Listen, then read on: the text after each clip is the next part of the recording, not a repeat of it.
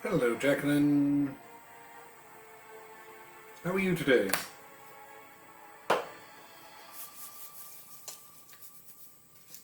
Hello, Haley. Hello, Alex. Good to see you all. I have a question today. Hello, Tyrell. I have a question that I put on my Facebook, so Instagrammers, you can't see that one. The question is, do you have a favorite character so far in the book?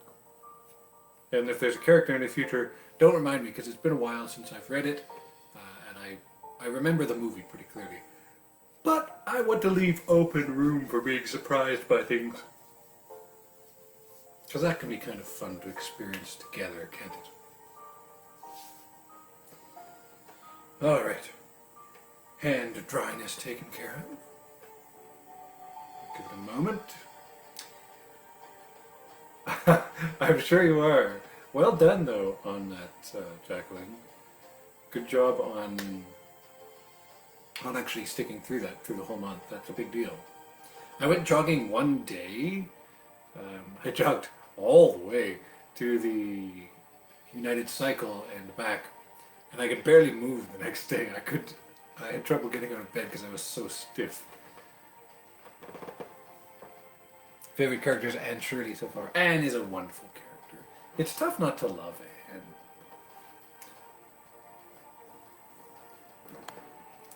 Just move that a bit there so you've got a better line of sight. All right. I'm going to find my place and then we'll get started.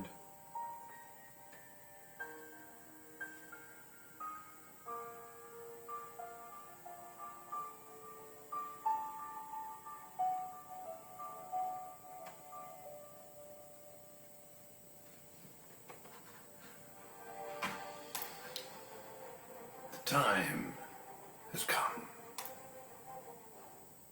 for more of Stardust.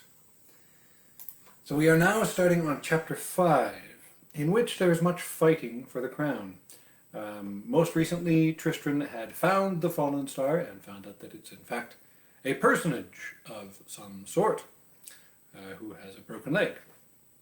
So he's got brand new clothes, courtesy of his small, hairy friend, who he saved the life of, and he knows he can find the way to things in fairy. He just knows the direction and the distance. Seems to be some sort of special ability that he has. Anyway, here we are, chapter 5. In the morning's bright light, the young lady seemed more human and less ethereal. She had said nothing since Tristran had awakened. He took his knife and cut a fallen tree branch into a Y-shaped crutch, while she sat between a sycamore tree and glared at him, and glowered at him, and scowled at him from her place on the ground. He peeled the bark from a green branch and wound it round the upper fork of the Y. They had had no breakfast yet, and Tristran was ravenous. His stomach rumbled as he worked. The star had said nothing about being hungry. Then again, she had done nothing but look at him, first reproachfully, and then with undisguised hatred. He pulled the bark tight, then looped it under itself and tugged on it once more. "This is honestly nothing personal," he said to the woman and to the grove. With the full sunlight shining down, she scarcely glittered at all, except for where the darkest shadows touched her. "The Starry Red," The star ran one pale forefinger up and down the silver chain that went between them, tracing the line of it about her slim wrist, and she made no reply. "I did it for love," he continued, "and you really are my only hope. Her name, that is, the name of my love, is Victoria, Victoria Forrester, and she is the prettiest, wisest, sweetest girl in the whole wide world." The girl broke her silence with a snort of derision. "And this wise, sweet girl sent you here to torture me?" she said. "Well, not exactly. You see, she promised me anything I desired, be it her hand in marriage or her lips to kiss, were I to bring her the star that we saw fall the night before last. I had thought," he confessed, "that a fallen star would probably look like a diamond or a rock. I certainly wasn't expecting a lady." "So having found a lady, could you not have come to her aid or left her alone? Why drag her into your foolishness?" "Love," he explained. She looked at him with eyes the blue of the sky. "I hope you choke on it," she said flatly. "I won't," said Tristran, with more confidence and good cheer than he actually felt. "Here, try this." He passed her a crutch, and reaching down, tried to help her to her feet. His hands tingled not unpleasantly. I did an experiment yesterday, and I spent some time practicing yawning and speaking and doing some vocal warm-ups. Let me know if it seemed to help yesterday, because I might try that again tomorrow.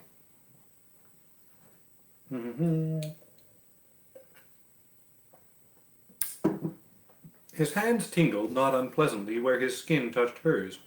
She sat on the ground like a tree stump, making no effort to get up. "I told you," she said, "that I would do everything in my power to frustrate your plans and devices." She looked round the grove. "How very bland this world does look by day, and how dull." "Just put your weight on me and the rest on the crutch," he said. "You'll have to move sometime."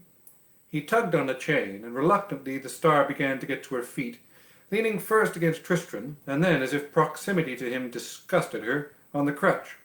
She gasped then, in a hard intake of breath, and she tumbled to the grass where she lay, her face contorted, making small noises of pain. Tristran knelt down beside her. "What's wrong?" he asked. Her blue eyes flashed, but they were swimming with tears. "My leg. I can't stand on it. It must really be broken."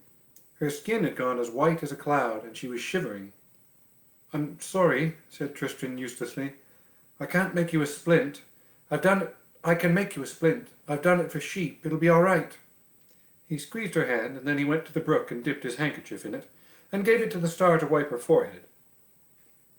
He split more fallen wood with his knife. Then he removed his jerkin and took off his shirt, which he proceeded to tear into strips, which he used to bind the sticks as firmly as he could about her injured leg. The star made no sounds while he did this, although, when he pulled the last knot tight, he thought he heard her whimper to herself. "Really," he told her, "we ought to get you to a proper doctor. I'm not a surgeon or anything." "No," she said dryly. "You astonish me." He let her rest for a little in the sun, and then he said, "Better try again, I suppose." And then he raised her to her feet. They left the glade at a hobble, the star leaning heavily on her crutch and on Tristran's arm, wincing at every step. And every time she winced or flinched, Tristran felt guilty and awkward. But he calmed himself by thinking of Victoria Forrester's grey eyes. They followed a deer path through the hazelwood, while Tristran, who had decided that the right thing to do was to make conversation with the star, asked how long she had been a star, whether it was enjoyable to be a star, and whether all stars were women, and informed her that he had always supposed stars to be, as Mrs. Cherry had taught them, flaming balls of burning gas many hundreds of miles across, just like the sun, only further away. To all of these questions and statements, she made no answer. "So, why did you fall?" he asked. "Did you trip over something?" She stopped moving and turned and stared at him, as if she were examining something quite unpleasant a very long way away. "I did not trip," she said at length.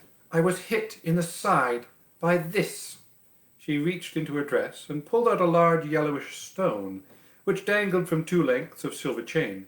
"There's a bruise on my side where it hit me and knocked me from the sky, and now I'm obliged to carry it about with me." "Why?" She seemed as if she were about to answer, and then she shook her head, and her lips closed, and she said nothing at all. A stream rilled and splashed to their right, keeping pace with them. The noonday sun was overhead, and Tristran found himself getting increasingly hungry. He took the heel of the dry loaf from his Gladstone bag, and he moistened it in the stream and shared it out half and half. The star inspected the wet bread with disdain, and did not put it in her mouth. "You'll starve," warned Tristran. She said nothing, just raised her chin a little higher. They continued through the woodland, making slow progress. They were labouring up a deer path on the side of a hill, which led them over fallen trees, and which had now become so steep it threatened to tumble the stumbling star and her captor down to the bottom. "Is there not an easier path?" asked the star, exasperated at length. "Some kind of road, or a level clearing?" And once the question was asked, Tristran knew the answer. "There's a road half a mile that way," he told her, "and a clearing over there beyond that thicket." "You knew that?" "Yes. No. Well, I only knew it once you asked me." "Let us make for the clearing," she said, and they pushed through the thicket as best they could. It still took them the better part of an hour to reach the clearing. The ground, when they reached it, was as level and flat as a playing field. The space seemed to have been cleared of purpose. But what purpose that was, Tristran could not imagine. In the centre of the glade, on the grass some distance from them, was an ornate golden crown, which glittered in the afternoon sunlight. It was studded with red stones and blue stones, rubies and sapphires, thought Tristran. He was about to walk over to the crown when the star touched his arm and said, "Wait, do you hear drums?" He realized then that he did, a low throbbing beat coming from all around them, near at hand and far away, which echoed through the hills. And then there came a loud crashing noise from the trees at the far side of the clearing, and a high wordless screaming. Into the glade came a huge white horse, its flanks gashed and bloody. It charged into the middle of the clearing, and then it turned and lowered its head and faced its pursuer, which bounded into the clearing with a growl that made Tristran's flesh prickle. It was a lion, but it looked little enough like the lion Tristran had seen at the fair in the next village, which had been a mangy, toothless, roomy thing. This lion was huge, the colour of sand in the late afternoon, and it entered the clearing at a run, and then stopped and snarled at the white horse. The horse looked terrified. Its mane was matted with sweat and blood, and its eyes were wild. Also, Tristran realized, it had a long ivory horn jutting from the centre of its forehead. It reared up on its hind legs, whinnying and snorting, and one sharp unshod hoof connected with the lion's shoulder, causing the lion to howl like a huge, scalded cat and to spring backwards. Then, keeping its distance, the lion circled the wary unicorn, its golden eyes at all times fixed upon the sharp horn that was always turned toward it. "Stop them," whispered the star. "They will kill each other." The lion growled at the unicorn. It began as a soft growl like distant thunder, and finished as a roar that shook the trees and the rocks of the valley and the sky. Then the lion sprang, and the unicorn plunged, and the glade was filled with gold and red and grey, for the lion was on the unicorn's back, claws gashing deep into its flanks, mouth at its neck, and the unicorn was wailing and bucking and throwing itself over onto its back in an effort to dislodge the great cat, flailing uselessly with its hooves and its horn in an effort to reach its tormentor. "Please, do something. The lion will kill him," said the girl urgently. Tristran would have explained to her that all he could possibly hope for if he approached the raging beast was to be skewered and kicked and clawed and eaten, and he would further have explained that, should he somehow survive approaching them, there was still nothing that he could do, having with him not even the pail of water, which had been the traditional method of breaking up animal fights in the wall. But by the time that all these thoughts had gone through his head, Tristran was already standing in the centre of the clearing, an arm's length from the beasts. The scent of the lion was deep, animal, terrifying. He was close enough to see the beseeching expression in the unicorn's black eyes. The lion and the unicorn were fighting for the crown, thought Tristran to himself, remembering the old nursery rhyme. The lion beat the unicorn all about the town. He beat him once, he beat him twice, with all his might and main. He beat him 3 times over his power to maintain. And with that, he picked up the crown from the grass.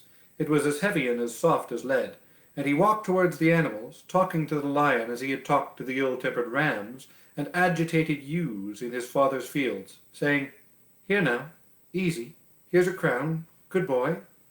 The lion shook the unicorn in its jaws, like a cat worrying a woolen scarf, and darted a look of pure puzzlement at Tristran. "Hello," said Tristran. There were burrs and leaves in the lion's mane. He held the heavy crown out toward the great beast. "You won. Let the unicorn go." And he took a step closer, and then he reached out both trembling hands and placed the crown upon the lion's head.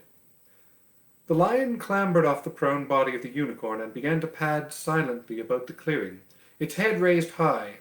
It reached the edge of the wood, where it paused for several minutes, to lick its wounds with its red tongue. And then, purring like an earthquake, the lion slipped away into the forest. The star hobbled over to the injured unicorn and lowered herself to the grass awkwardly, her broken leg splayed out by her side. She stroked its head. "Poor, poor creature," she said. Pardon me. The lion and the unicorn, they were. See, you knew the rhyme. I've never heard of that rhyme before.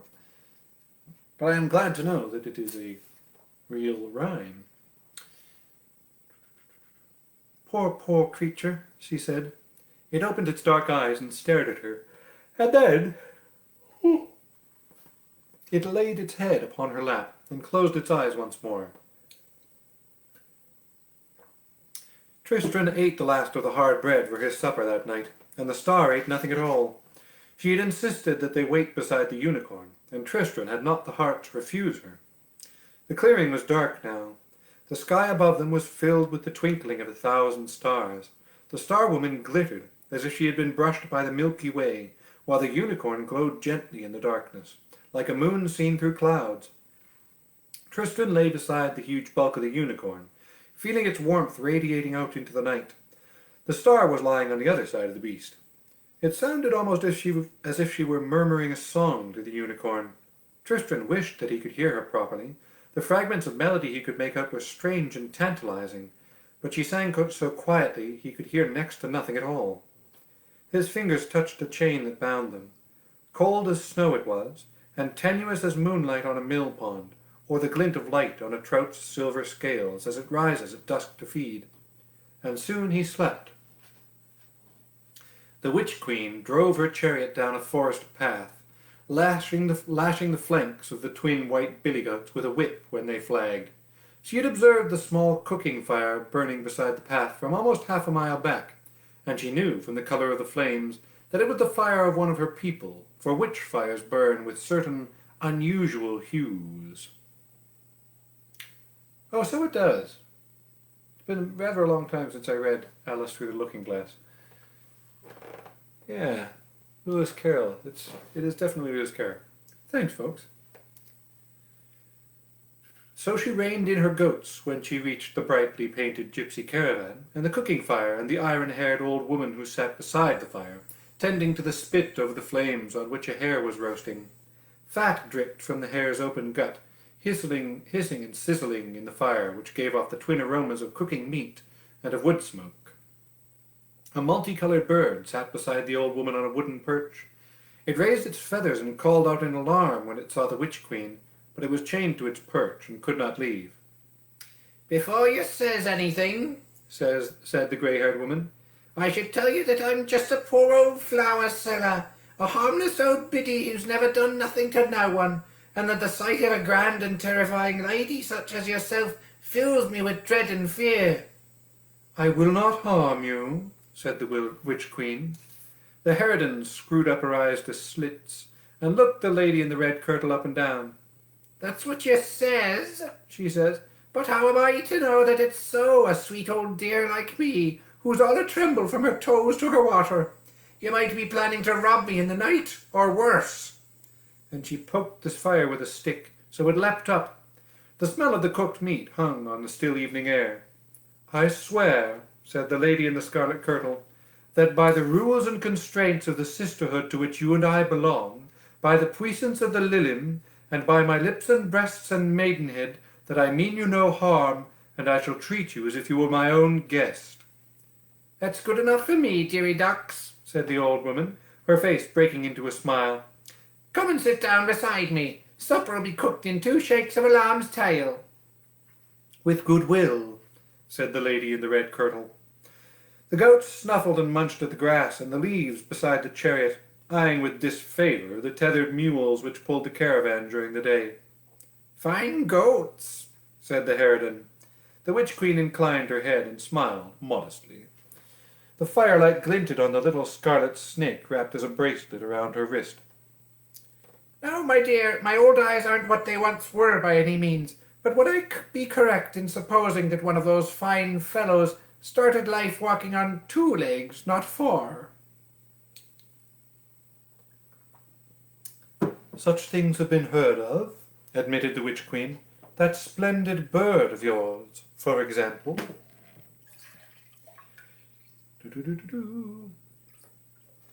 That bird gave away one of the prizes of my stock of items for sale. Gave it away to a good-for-nothing nearly 20 years ago. And afterward, the trouble she put me through scarcely bears considering. So these days she stays a bird, unless there's work that needs doing, or the flower stall to run.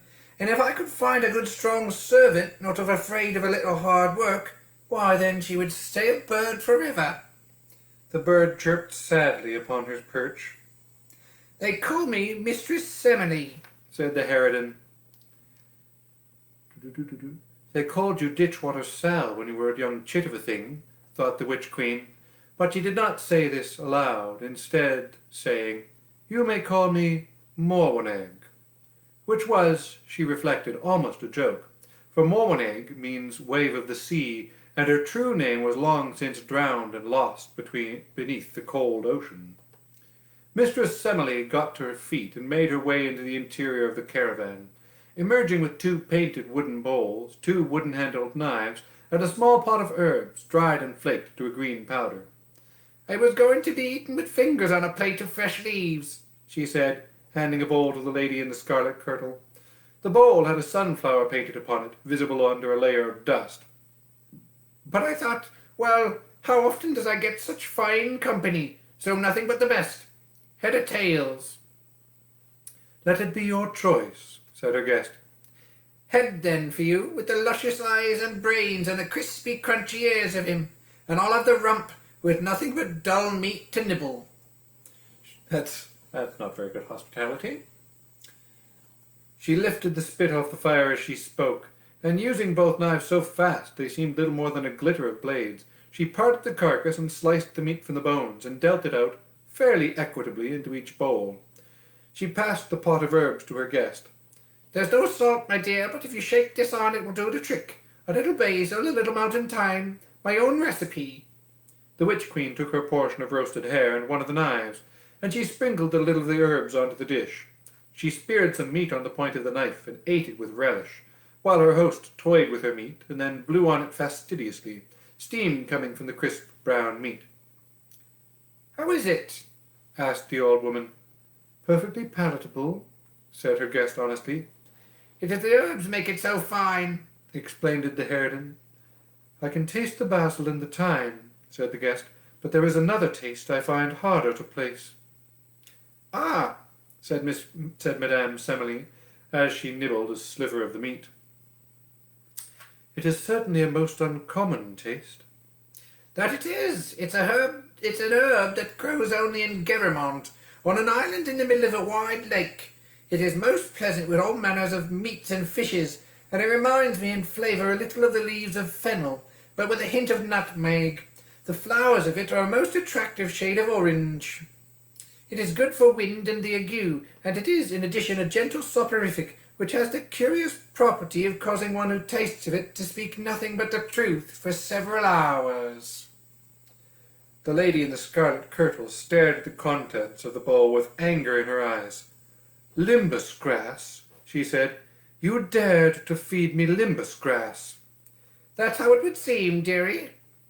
said the old woman, and cackled and hooted with delight. "So tell me now, Mistress Morwenegg, if that's your name, where are you going of in your fine chariot? And why do you remind me so of someone I once knew?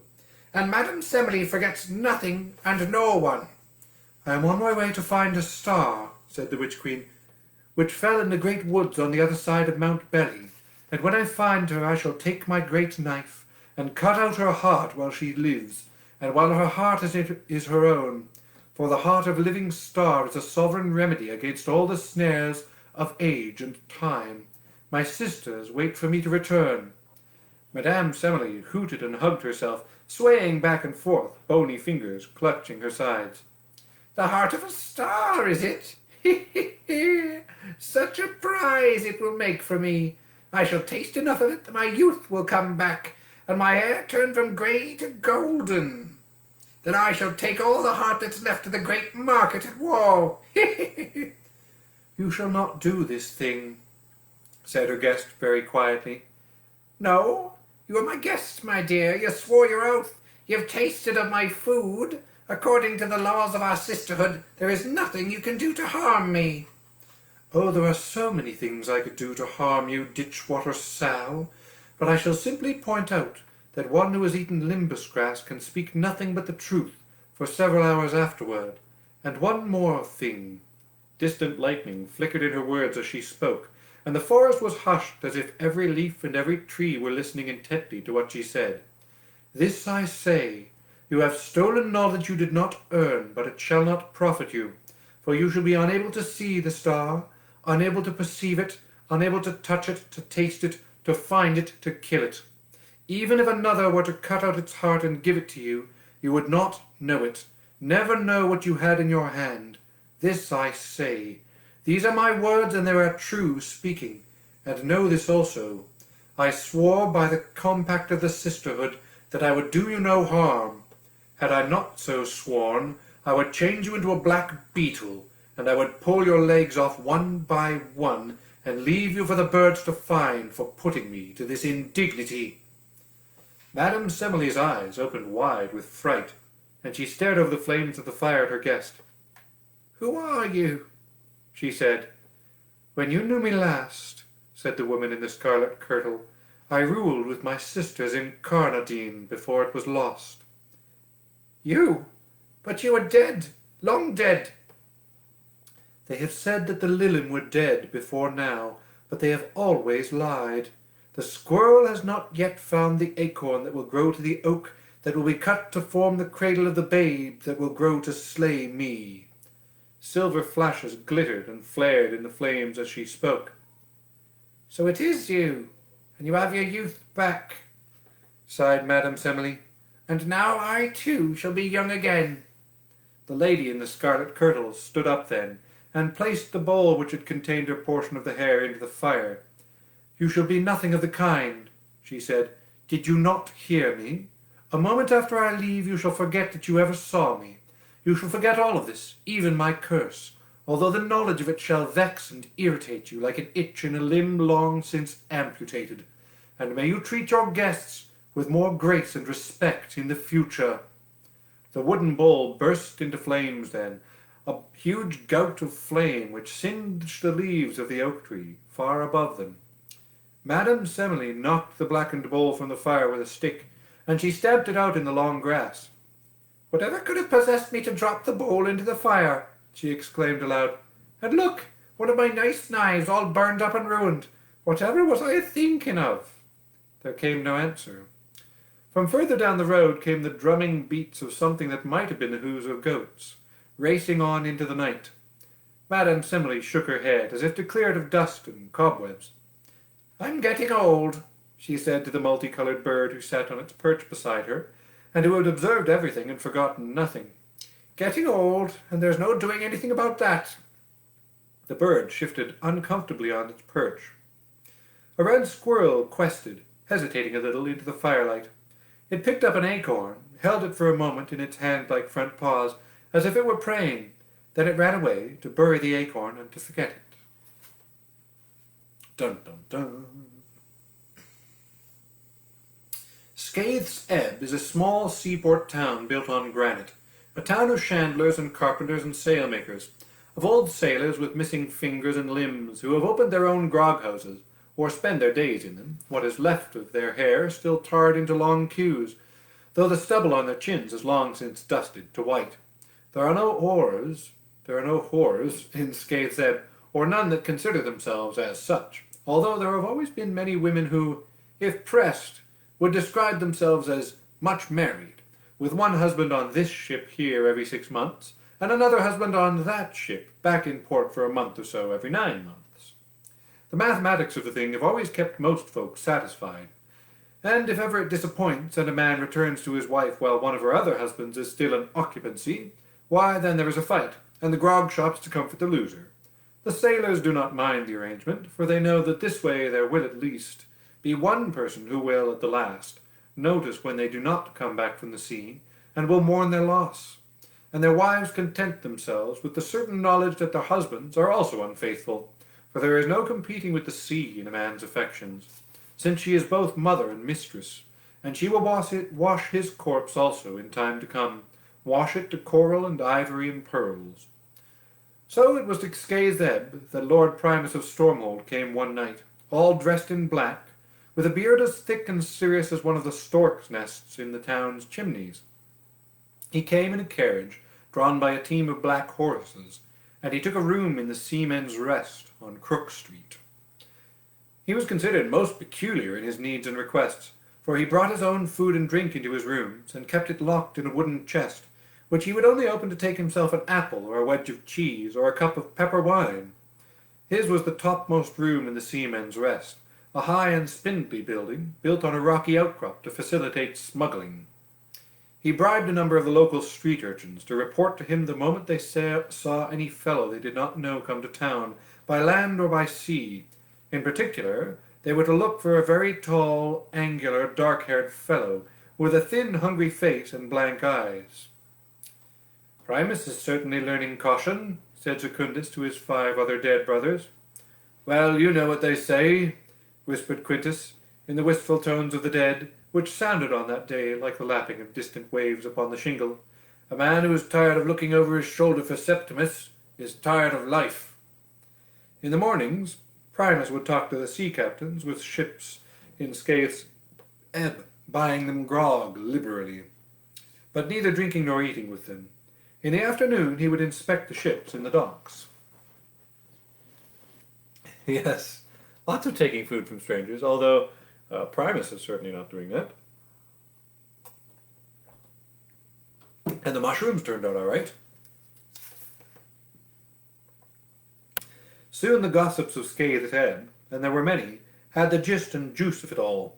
The bearded gentleman was to be taking ship to the east, and this tale was soon chased by another, that he would be sailing out on the Heart of a Dream under Captain Yan, a black-trimmed ship with its decks painted crimson red, of more or less savoury reputation, by which I mean that it was generally held that she kept her piracies for distant waters, and this would be happening as soon as he gave the word.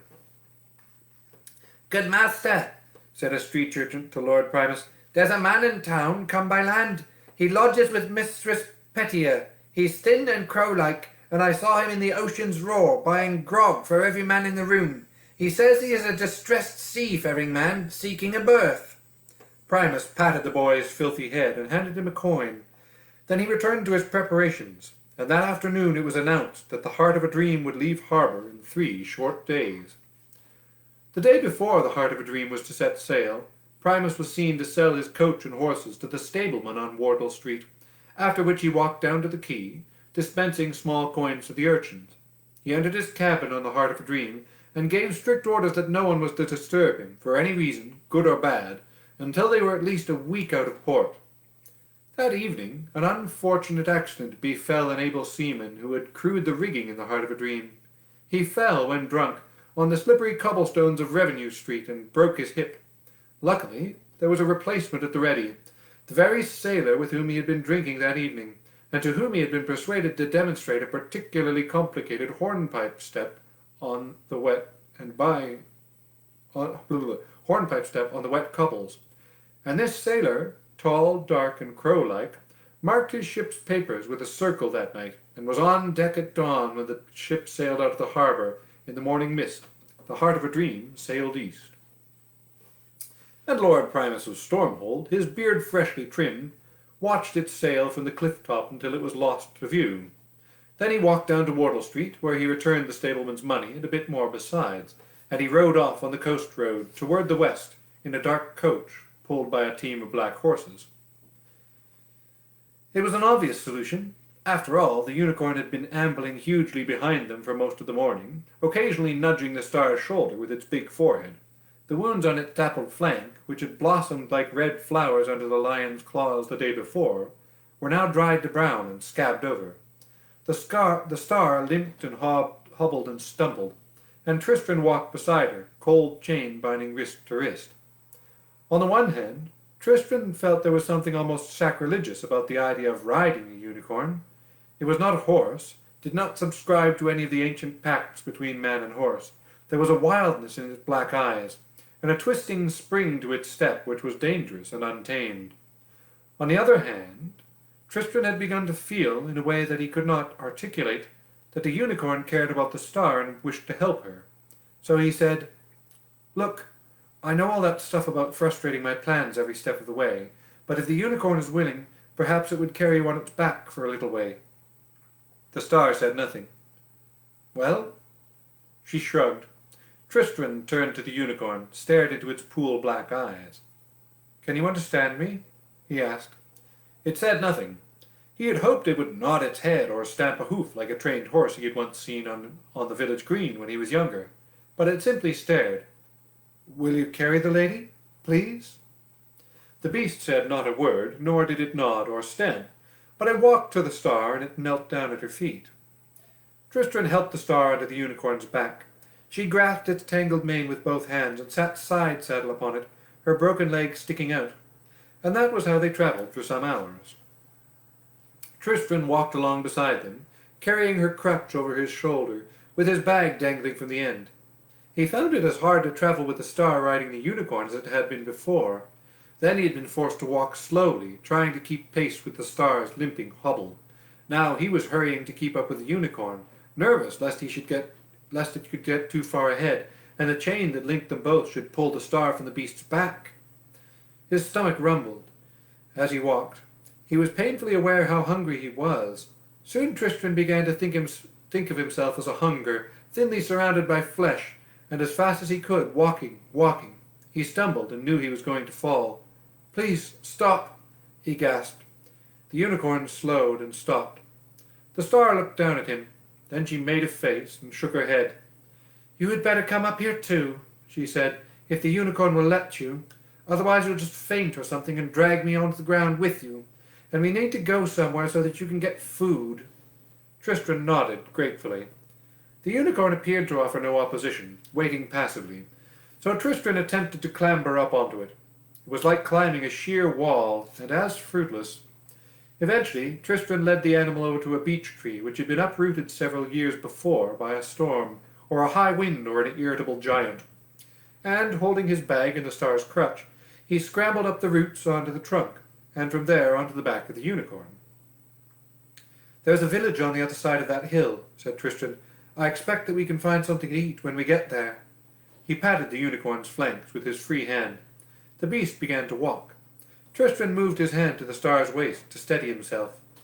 He could feel the silken texture of her thin dress, and beneath that the thick chain of her topaz about her waist. Riding a unicorn was not like riding a horse. It did not move like a horse. It gave a wilder ride and a stranger one.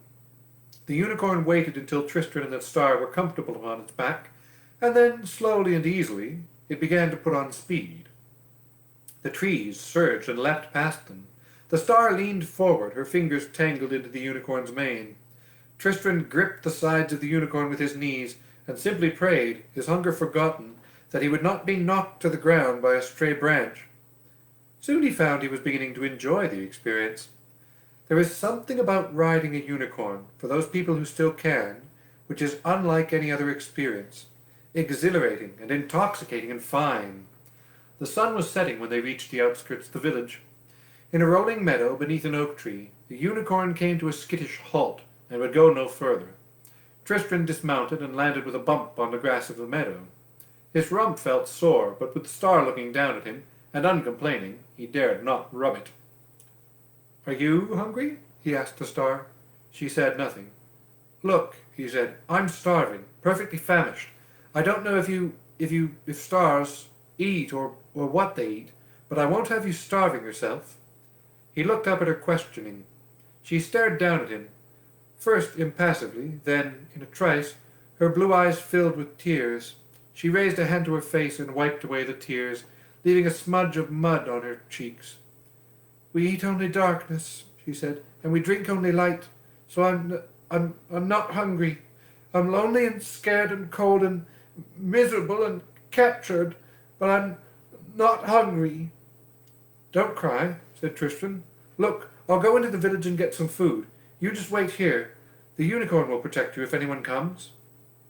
He reached up and gently lifted her down from the unicorn's back. The unicorn shook its mane, and then began to crop the grass of the meadow contentedly. The star sniffed. "Wait here?" she said, holding up the chain that joined them.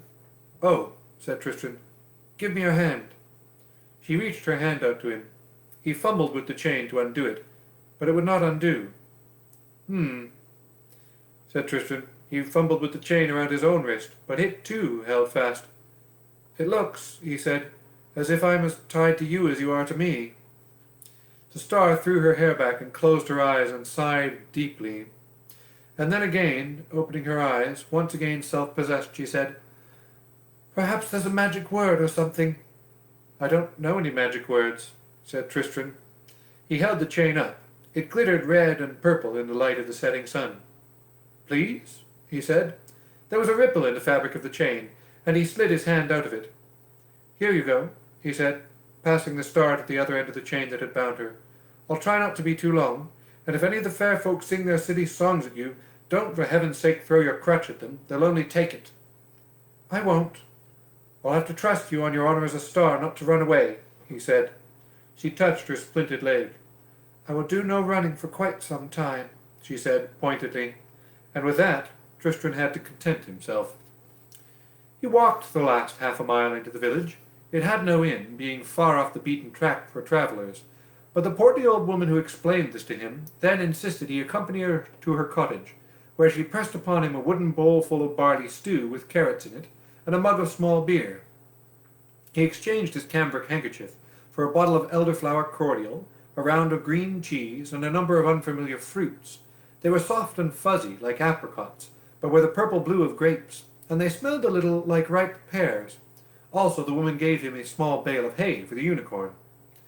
He walked back to the meadow where he had left them, munching on a piece of the fruit, which was juicy and chewy and quite sweet. He wondered if the star would like to try one, whether she would like it if she did. He hoped that she would be pleased with what he had brought her. At first, Tristran thought that he must have made a mistake, and that he had lost his way in the moonlight. No, that was the same oak tree, the one beneath which the star had been sitting. "Hello," he called. Glowworms and fireflies glittered green and yellow in the hedgerows and in the branches of the trees. There came no reply, and Tristran felt a sick, stupid feeling in the pit of his stomach. "Hello," he called. He stopped calling then, because there was no one to answer. He dropped the bale of hay, and then he kicked it. She was to the southwest of him, moving faster than he could walk, and he followed after her in the bright moonlight. Inside he felt numbed and foolish, a pang of guilt and shame and regret. He should not have loosed her chain. He should have tied it to a tree. He should have brought the star with him into the village.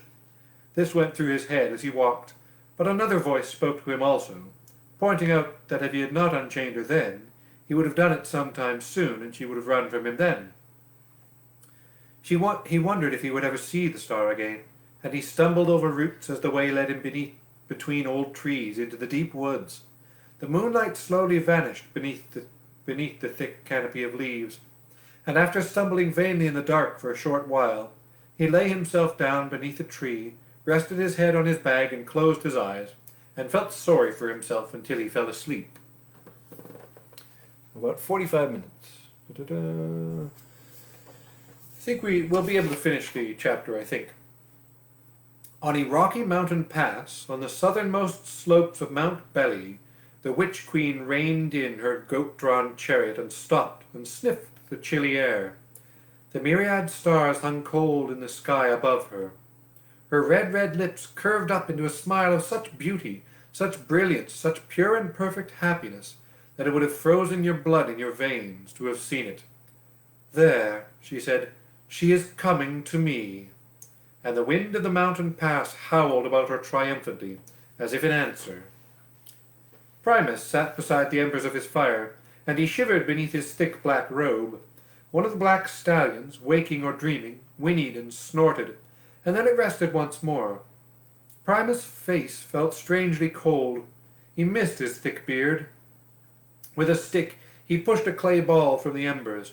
He spat on his hands, and then he split open the hot clay and smelled the sweet flesh of the dormouse, which had cooked slowly in the embers as he had slept. He ate his breakfast meticulously, spitting the tiny bones into the fire circle once he had chewed the meat from them. He washed the dormouse down with a lump of hard cheese and a slightly vinegary white wine. Once he had eaten, he wiped his hands upon his robe, and then he cast the runes to find the topaz stone which marked the lordship, which was, in effect, and in all but name, the kingship, of the crag towns and the vast estates of the Stormhold. He cast them, then he stared puzzled at the small, square, red granite tiles. He picked them up once more, shook them in his long-fingered hands, dropped them onto the ground, and stared at them again. Then Primus spat into the embers, which hissed lazily. He swept the tiles up and dropped them into the pouch at his belt. "It is moving further, faster," said Primus to himself. Then he peed on the embers of the fire, for he was in wild country and there were bandits and hobgoblins and worse in those lands, and he had no desire to alert them to his presence.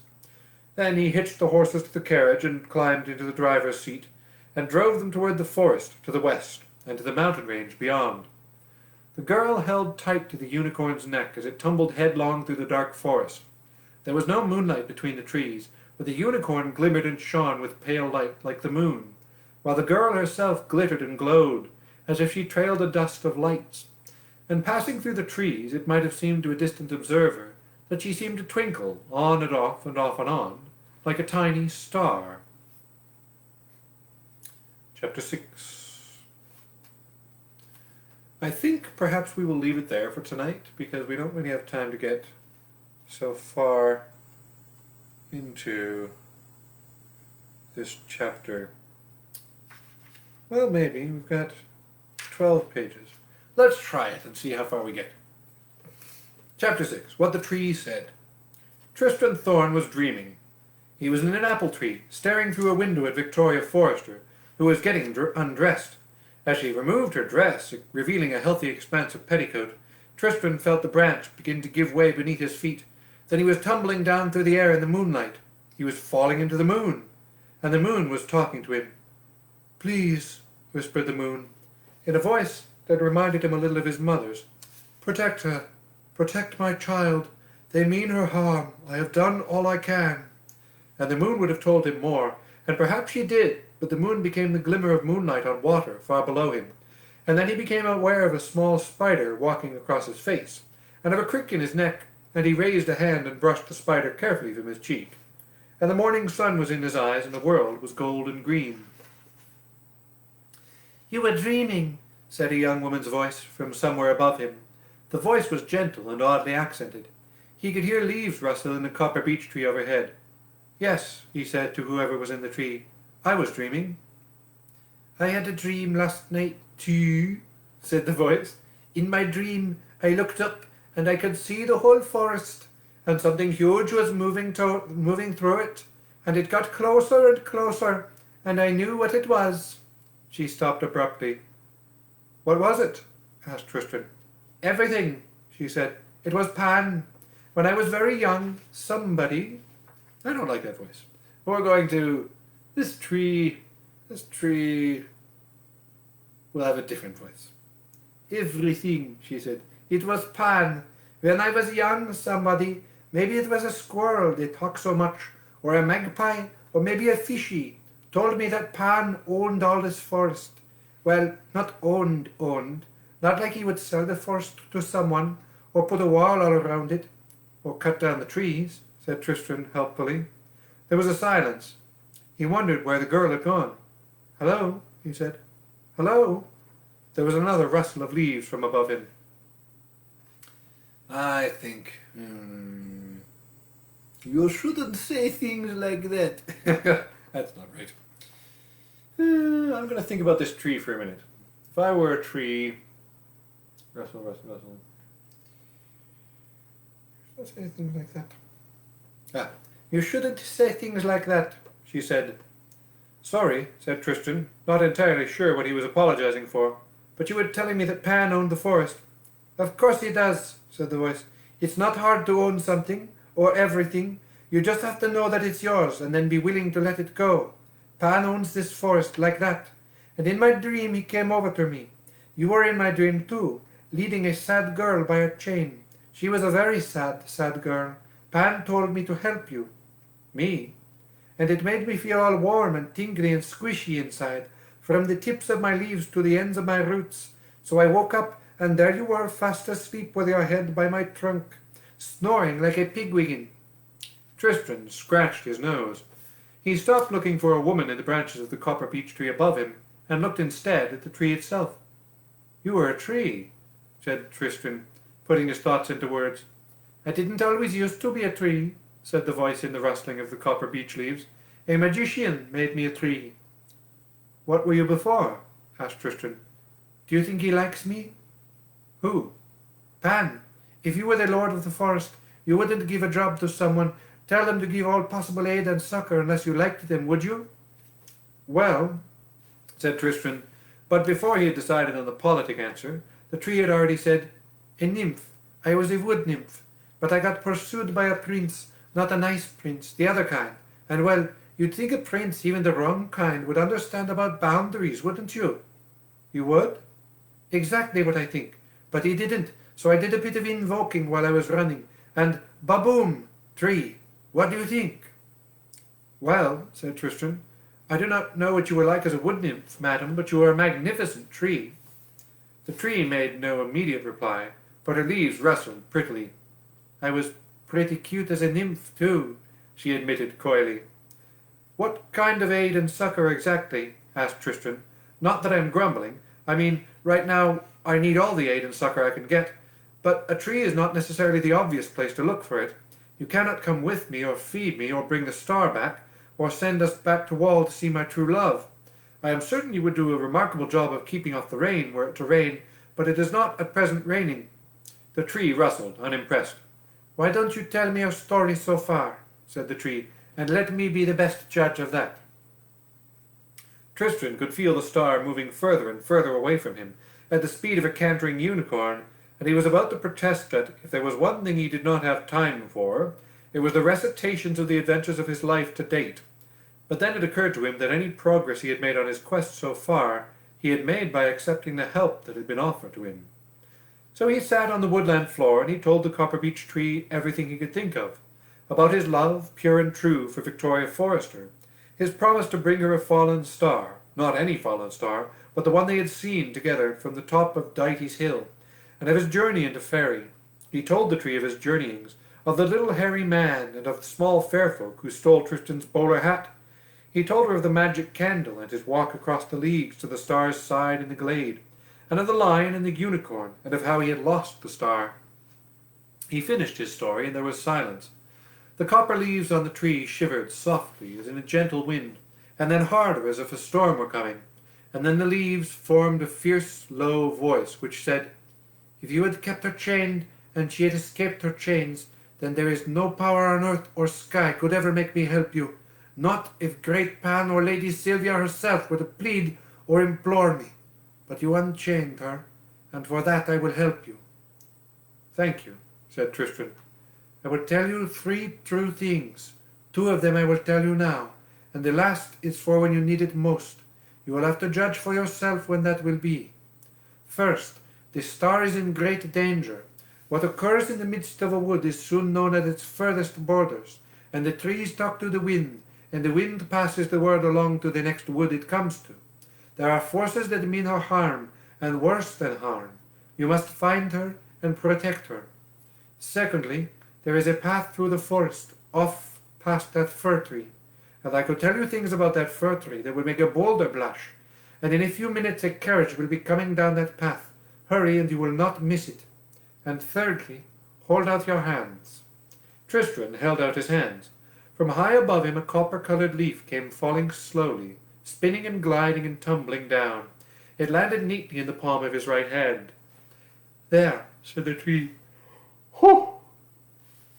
Keep it safe and listen to it when you need it most." "Now," she told him, "the coach is nearly here. Run, run!" Tristran picked up his bag and he ran, fumbling the leaf into the pocket of his tunic as he did so. He could hear hoofbeats through the glade, coming closer and closer. He knew that he could not reach it in time, despaired of reaching it, but still he ran faster, until all he could hear was his heart pounding in his chest and his ears, and the hiss of air as he pulled it into his lungs. He scrambled and dashed through the bracken and made it to the path as the carriage came down the track. It was a black coach drawn by a team of night-black horses, driven by a pale fellow in a long black robe. It was 20 paces from Tristran. He stood there, gulping breath, and then he tried to call out, but his throat was dry and his wind was gone, and his voice came from him in a dry sort of croaking whisper. He tried to shout and simply wheezed. The carriage passed him by without slowing. Tristran sat on the ground and caught his breath. Then, afraid for the star, he got back to his feet and walked as fast as he could manage along the forest path. He had not walked for more than 10 minutes when he came upon the black coach. A huge branch, itself as big as some trees, had fallen from an oak tree directly onto the path in front of the horses, and the driver, who was also the coach's sole occupant, was endeavouring to lift it out of the way. "Damnedest thing," said the coachman, who wore a long black robe, and who Tristran estimated to be in his late 40s. "There was no wind, no storm, it simply fell. Terrified the horses." His voice was deep and booming. Tristran and the driver unhitched the horses and roped them to the oak branch. Whew. Then the two men pushed, and the horses pulled, and together they dragged the branch to the side of the track. Tristran said a silent thank you to the oak tree whose branch had fallen, to the copper beech, and to Pan of the forests, and then he asked the driver if he would give Tristran a ride through the forest. "I do not take passengers," said the driver, rubbing his bearded chin. "Of course," said Tristran, "but without me you would still be stuck here. Surely Providence sent you to me, just as Providence sent me to you. I will not take you out of your path, and there may come another time when you are glad of another pair of hands." The coach driver looked Tristran over from his head to his feet. Then he reached into the velvet bag that hung from his belt and removed a handful of square red granite tiles. "Pick one," he said to Tristran. Tristran picked a stone tile and showed the symbol carved upon it to the man. Was all the driver said. "Now pick another." Tristran did so. "And another." The man rubbed his chin once more.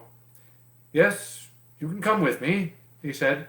"The runes seem certain of that, although there will be danger, but perhaps there will be more fallen branches to move. You can sit up front if you wish, on the driver's seat beside me, and keep me company." It was a peculiar thing, observed Tristran, as he climbed up into the driver's seat, but the first time he had glanced into the interior of the coach, he had fancied that he saw 5 pale gentlemen, all in grey, staring sadly out at him. But the next time he looked in, there had been nobody there at all. The carriage rattled and pounded over the grassy track beneath a golden-green canopy of leaves. Tristran worried about the star. She might be ill-tempered, he thought, but it was with a certain amount of justification, after all. He hoped that she could stay out of trouble until he caught up with her. And I think there we will leave it.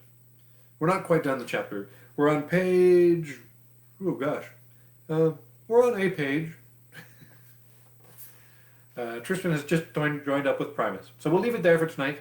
We will carry on more tomorrow. Thank you for tuning in. I'm hoping you're enjoying this story as much as I am. That you like my tree. That is the voice of the beech trees. Stay safe, stay healthy. I will see you tomorrow at 8:30.